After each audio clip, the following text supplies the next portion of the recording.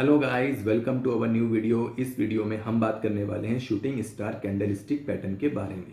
क्या क्या समझेंगे हम इस वीडियो में। हम समझेंगे क्या होती है शूटिंग स्टार कैंडलस्टिक पैटर्न, किस तरह का कैंडल फॉर्मेशन बनता है, किस तरह का प्राइस बिहेव होता है कैंडलस्टिक पैटर्न को बनने में और प्राइस बनने के बाद, प्लस किसी एक स्टॉक के चार्ट पर जाकर हम शूटिंग स्टार कैंडल को ढूंढने की भी कोशिश करेंगे।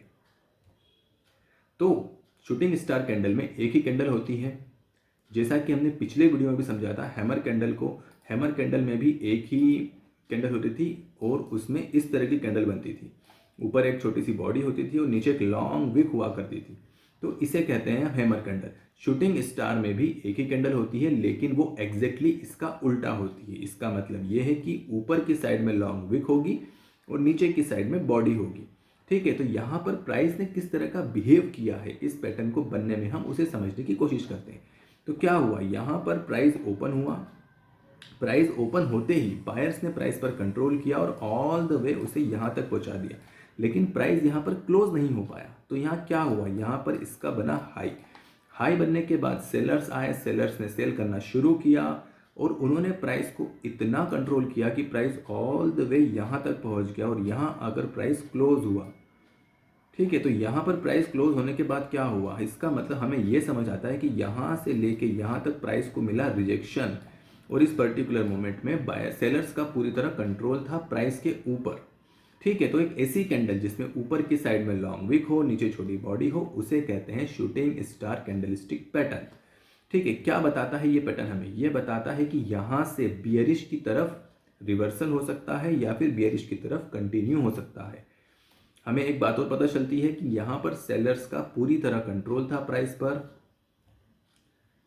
जो शूटिंग स्टार कैंडल है उसमें भी जैसा कि हैमर कैंडल में रिक्वायर्ड था कि विक जो है बॉडी से कम 2 गुना होनी चाहिए, उसी तरह शूटिंग स्टार के लिए भी सेम नियम है कि जो विक है वो बॉडी के कंपैरिजन में कम 2 गुना होनी चाहिए। जितनी लंबी विक होगी उतना ही अच्छा प्राइस का रिजेक्शन होगा और उतना ही अच्छा प्राइस का बिहेवियर हो सकता है पैटर्न बनने के बाद, यानी कि वो बेरिश में जाने की संभावना ज़्यादा बता सकता है अगर विक ज़्यादा लंबी होगी। तो सबसे इम्पॉर्टेंट, कभी भी हमें चार्ट पैटर्न्स को आइसोलेशन में ट्रेड नहीं करना चाहिए। चार्ट पैटर्न के साथ हमेशा कोई ना कोई दूसरा इंडिकेटर या फिर हमें सपोर्ट एंड रेजिस्टेंस का इस्तेमाल करना चाहिए ताकि हमारी ट्रेड की प्रॉफिटेबल होने की संभावना बढ़े। ठीक है, अब हम चलते हैं रिलायंस के चार्ट पर, जहां पर हम शूटिंग स्टार कैंडल को ढूंढने की कोशिश करेंगे। तो हम आ गए हैं रिलायंस के चार्ट पर, जहां पर हमने चार्ट को स्टार्ट किया है अक्टूबर 24 से और यहां हम ढूंढने की कोशिश करते हैं शूटिंग स्टार कैंडल को। शूटिंग स्टार कैंडल के लिए सबसे ज़्यादा ज़रूरी क्या है, लॉन्ग विक होनी चाहिए और छोटी बॉडी होनी चाहिए, प्लस सबसे इंपॉर्टेंट वो कैंडल की बॉडी जो है वो रेड होनी चाहिए, तभी हम बेरिश कैंडल में कंसिडर करेंगे। जैसा कि यहाँ पर हमें एक कैंडल दिख रही है, बहुत लंबी बॉडी और छोटी सी, बहुत लंबी विक है एंड बहुत छोटी सी बॉडी है, लेकिन ये ग्रीन है और बॉडी भी बहुत छोटी है, तो हम इसे अभी कंसिडर नहीं करते हैं। हम आगे चलते हैं जहाँ पर हम देखते हैं कोई अच्छी शूटिंग स्टार कैंडल को।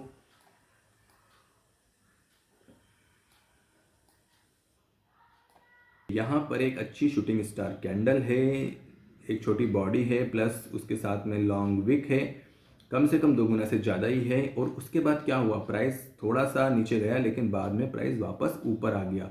इसका मतलब ये है कि ये जो शूटिंग स्टार पैटर्न था यहाँ पर फेलियर होता है। हम आगे और देखने की कोशिश करते हैं शूटिंग स्टार कैंडल को।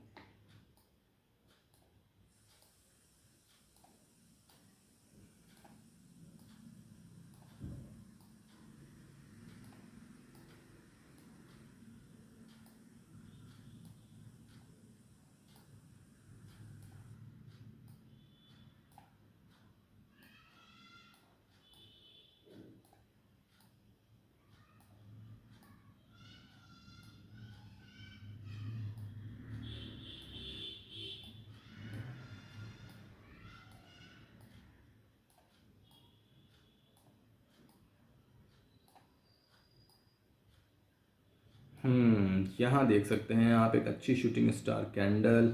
यहाँ से प्राइस ओपन हुआ, प्राइस ओपन होते से बायर्स ने प्राइस को यहाँ तक पहुँचाया और सेलर्स जैसे ही आए प्राइस वापस यहाँ तक आया।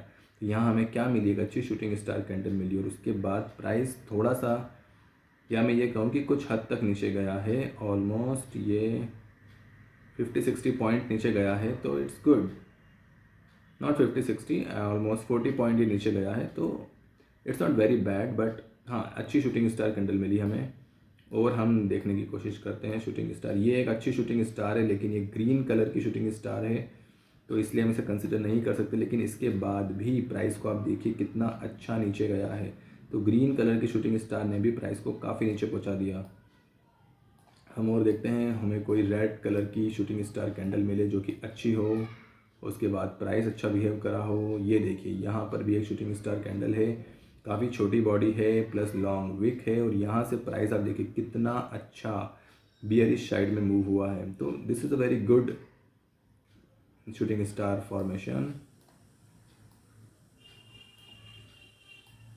यहाँ पर भी एक अच्छा शूटिंग स्टार कैंडल फॉर्मेशन बन रहा है, लेकिन ये भी फेल हुआ है। इसके जस्ट बाद से प्राइस कंटिन्यू ऊपर गया है।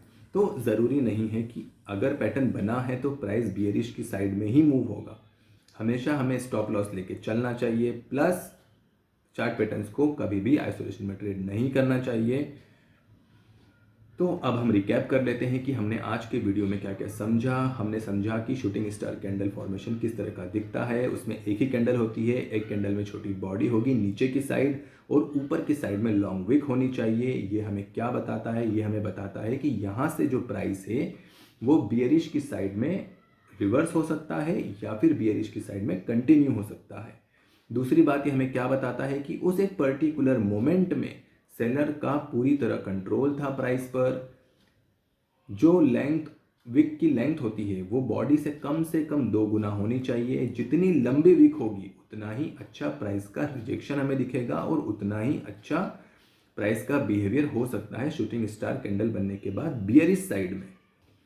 कभी भी हमें चार्ट पैटर्न को आइसोलेशन में ट्रेड नहीं करना चाहिए। चार्ट पैटर्न के साथ हमें हमेशा दूसरे इंडिकेटर या फिर सपोर्ट एंड रेजिस्टेंस का इस्तेमाल करना चाहिए। अगले वीडियो में हम समझेंगे डोजी कैंडल फॉर्मेशन को, तो आगे के वीडियोस के लिए आप चैनल को सब्सक्राइब कर लीजिए। और अगर आपको किसी भी तरह की क्वेरी है या क्वेश्चंस हैं तो आप कमेंट सेक्शन में हमसे पूछ सकते हैं, हम सभी को रिप्लाई करने की कोशिश करेंगे। Thank you for watching.